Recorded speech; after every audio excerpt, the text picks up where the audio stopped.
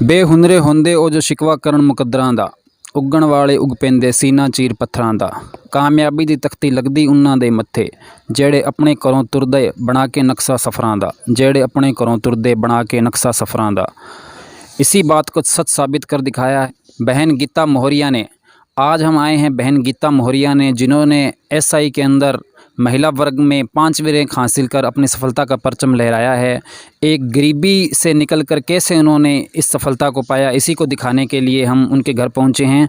तो चलिए उनसे करेंगे बातचीत, जानेंगे उन्होंने कैसे तैयारी की, कितने घंटे उन्होंने पढ़ाई की, क्या विपरीत हालात उनके सामने आए, किस मुश्किलों को झेलकर इस मुकाम को उन्होंने हासिल की। तो उससे पहले मैं आपको उनके घर का एक व्यू दिखा दूं ताकि आपको पता चल जाए कि किन विपरीत हालातों में उन्होंने तैयारी की। चलिए दोस्तों उनके घर का हम जायज़ा लेते हैं।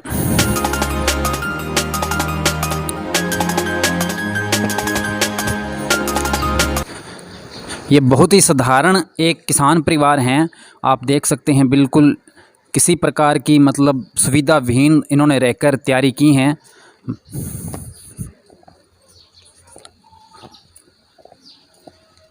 जिनको लगन होती है सच्चे मन से, मुश्किलें उनका राह नहीं रोक सकती।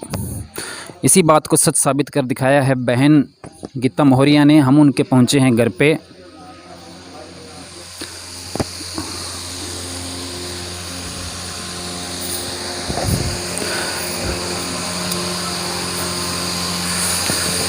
माता जी राम राम। खाना बना रहा हूँ।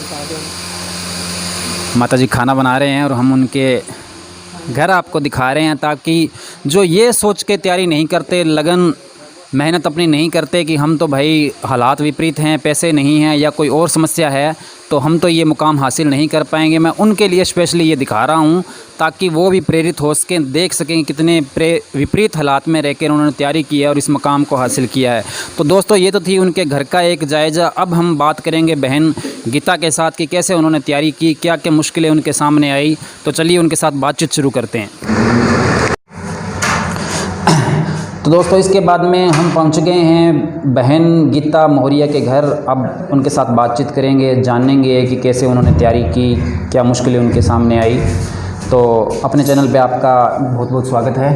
Thank you sir. तो सबसे पहले तो आप अपने बारे में बताइए, आपका परिचय दीजिए, आपका क्या नाम है और कहाँ के आप रहने वाले हैं। जी सर, मेरा नाम गीता मोहरिया है, मैं गरसाना जिला श्री गंगानगर की रहने वाली हूँ। तो आपको कैसे कब आपके मन में आया कि मुझे ये इस फील्ड में आना है, एसआई बनना है? सर जैसे फॉर्म मतलब अपने फिल करते हैं, तो मैंने भी एसआई का फॉर्म 2016 के अंदर फिल कर दिया था। उस टाइम मतलब मैंने ये सोचा नहीं था कि मैं पुलिस लाइन में जाऊंगी, लेकिन मेरी फूफा जी है तो एएसआई थे वो, मतलब उनकी पोस्टिंग हमारे गरसाना में हुई।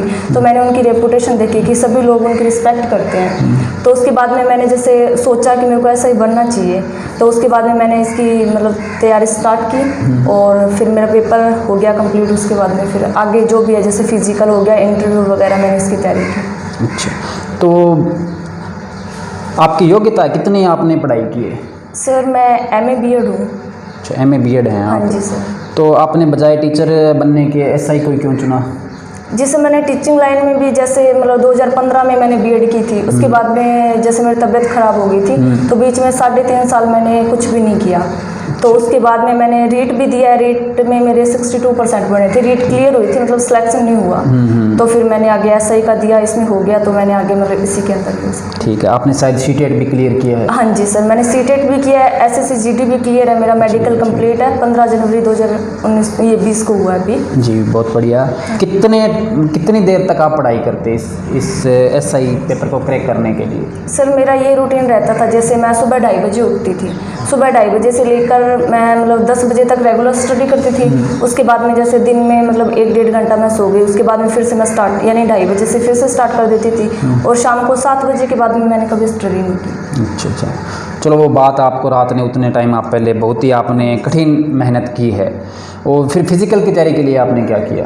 सर फिजिकल की तैयारी के लिए जैसे मैंने पहले तो मैं महीना जैसर गई थी, उसके बाद में फिर मैं वापस आ गई। फिर मैंने सूरतगढ़ एवरग्रीन जो अकेडमी है वो ज्वाइन की, वहीं से मैंने एसआई और एसएससी दोनों की तैयारी की थी सर। फिजिकल की तैयारी की थी मैंने। कितने समय से आप इसकी तैयारी कर रही हैं?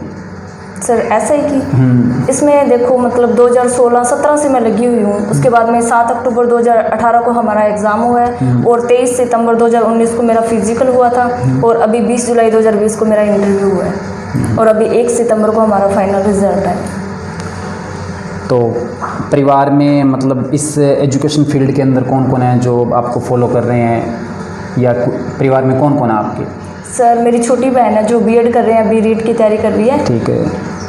और भाई आपके? सर मेरा भाई छोटा है, वो मतलब कुश्ती वगैरह की तैयारी कर रहा है। स्टडी उसने एक बार छोड़ रखी है। पापा आपके क्या काम करते हैं? सर पापा मेरे मिस्त्री हैं। ठीक है। और मम्मी आपकी? सर मेरी मम्मी हाउस वाइफ है, घर का काम करती है। ठीक है, हाउस मेकर हैं। हाँ जी सर। तो किसने आपको इस काम के लिए सबसे ज़्यादा मोटिवेट किया? सर मेरे पापा मतलब उनका एक सपना था कि मेरी बेटी मतलब सर्विस लगे और मतलब बहुत ज़्यादा उनको बहुत होता था कि मेरी लड़की बस कुछ बन जाए, एक बार मेरा नाम हो जाए कि हाँ, मतलब उन्होंने मेरे को बहुत ज़्यादा सपोर्ट भी किया है और मेरी मम्मी ने भी मतलब बहुत सपोर्ट किया। कभी ये नहीं बोला कि बेटे मतलब तेरे को घर का काम करना है, स्टडी नहीं करनी है, बिल्कुल भी नहीं। और कभी कभी जैसे मैं नर्वस हो जाती थी, मैं मम्मी को बोलती थी पता नहीं क्या होगा, तो मेरी मम्मी हमेशा बोलती थी टेंशन मत ले तू, तेरा हो जाएगा।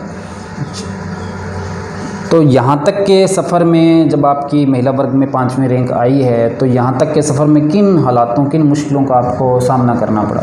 सर देखो मुश्किल तो बहुत थी। जैसे मतलब मैंने आपको बताया कि मैं बहुत बीमार थी, लेकिन उसी टाइम में मैंने मतलब स्टडी की है, काफ़ी मेहनत की है। मेरा भी एक सपना था कि मतलब मेरे को कामयाब होना है और जब मैं बीमार थी उस टाइम भी मैं यही सोचती थी मतलब सर्विस लगने के अगले दिन ही चाहे मेरी डेथ हो जाए, लेकिन मेरे को एक बार सर्विस लगना है। और उस दौरान जैसे मेरी मम्मी पापा मेरे को बहुत सपोर्ट किया। मेरे सर हैं जसराज जी कुमार जो गड़साना में है, अभी वो प्रिंसिपल है, जैसे सर मेरी पोस्टिंग है उनकी, मतलब सर ने मेरे को बहुत सपोर्ट किया। मैं कोचिंग जाती थी तो सर मेरे को यही बोलते थे गीता तेरा ऐसा ही में हो जाएगा। मतलब मेरे को पता नहीं था कि ऐसा ही पोस्ट क्या होती है, उसकी रेपुटेशन क्या है, कुछ भी नहीं पता था, लेकिन सर को ये था कि ये कर देगी और हो गया मेरा सर। तो यहाँ तक के जो आपकी कामयाबी आपने हासिल की है, इसका क्रेडिट आप किसको देना चाहेंगे? सर मैं मेरी मम्मी पापा और मेरे सर को इसका क्रेडिट देना चाहूँगी। अगर आपका सिलेक्शन इस फील्ड में नहीं होता इस समय, तो क्या कोई करियर का आपने अन्य विकल्प भी सोचा था? जी सर मैंने ये सोचा था कि अगर मेरा एसआई में नहीं होता तो मैं डीएसपी सिलेक्ट होंगी। जी इन्होंने अपर ग्रेड का ही जो करियर विकल्प था सोचा। हम भी ईश्वर से दुआ करते हैं कि आप इसी पोस्ट पे न अटकें, आगे भविष्य में आरएस की तैयारी करें और डीएसपी या जो भी ईश्वर ने आपने जो इच्छा की है, ईश्वर आपकी इच्छा की पूर्ति करे और इसी प्रकार आप कड़ी लगन और मेहनत करती रहें। Thank you sir.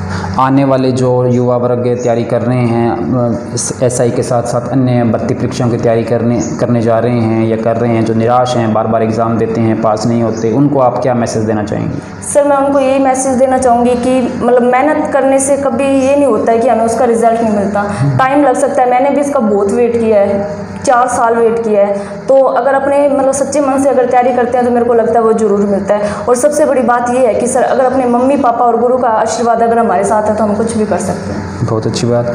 अच्छा आप मतलब इस फील्ड में आप जब एसआई की पोस्ट ज्वाइन कर लेंगी तो क्या परिवर्तन आप करना चाहेंगे, किस चीज़ पे आप फोकस करना चाहेंगे, जो आपका टारगेट रहेगा कि मुझे ये काम करना है? सर मतलब जिस भी इलाके में मेरी पोस्टिंग होगी वहाँ की जो भी स्थानीय समस्याएं होगी उन्हें मैं दूर करने का प्रयास करूँगी। और सबसे पहले तो ये सर कि मैं महिलाओं के लिए अलग से कार्य करना चाहूँगी। जैसे मैं ऐसे ही बन जाती हूँ तो महिलाओं के लिए प्रेरणा होगी, यानी जो भी बच्चियाँ तैयारी कर रही है तो उनको ऐसा लगेगा कि हमें भी करना चाहिए, अगर दीदी कर सकते हैं तो हम भी कर। जो युवा वर्ग हैं, खास करके महिलाएं हैं, बालिकाएं हैं जो तैयारी कर रही हैं इस फील्ड में आने के लिए, किसी अन्य भी प्रतियोगी परीक्षा की तैयारी कर रही हैं, उनके लिए आप क्या संदेश देना चाहेंगे? जी सर मैं उनके लिए ये बोलना चाहूँगी कि आप मतलब कड़ी मेहनत के साथ अपनी स्टडी पे ध्यान दें जिससे आप आगे बढ़ सकें। और इसके अलावा मैं जहाँ भी जाऊँगी तो मतलब जो भी लड़कियाँ होंगी वो मुझसे मोटिवेट होंगी कि हमें भी कुछ करना चाहिए। तो मेरे लिए ये सबसे गर्व की बात है कि मैं किसी के लिए मतलब ये सब कर सकती हूँ। और इसके अलावा मेरा जो पुलिस लाइन जो भी कार्य रहेगा उसके अंदर ये होता है कि एक महिलाओं से मतलब उनके पर किसी भी प्रकार का जो अपराध वगैरह होते हैं, उनके साथ कोई भी घटना होती है तो वो मुझसे आकर सीधा बता सकती हैं और मैं उन्हें दूर करने का प्रयास करूंगी। और वहाँ पे किसी भी प्रकार का जैसे कोई भी सेमिनार होगा जहाँ मुझे बुलाया जाएगा वहाँ मैं ज़रूर जाऊँगी सर। तो अगर आपके पास समय बचता है इन कामों के तो इस फील्ड में आने के लिए आप लड़कियों का मार्गदर्शन भी करेंगी? हाँ जी सर। तो ये थी हमारी गीता मौर्य जी के साथ एक बातचीत। आप भी उनसे प्रेरित हो सकते हैं, कैसे इन्होंने विपरीत हालात में रहते हुए तैयारी की और इस मुकाम को हासिल किया। दोस्तों, अगर आपके पास भी ऐसी कहानियाँ हैं जिनको दोबारा दूसरों को मोटिवेट किया जा सके, दूसरों को प्रेरित किया जा सके, तो आप हमें कमेंट करके ज़रूर बताएं। उस कहानी को हम अपने चैनल के माध्यम से पेश करेंगे, लोगों के सामने लाएंगे, ताकि उस चीज़ का फ़ायदा दूसरे भी उठा सकें। हमारे चैनल के साथ बातचीत करने के लिए आपका बहुत बहुत धन्यवाद। Thank you sir.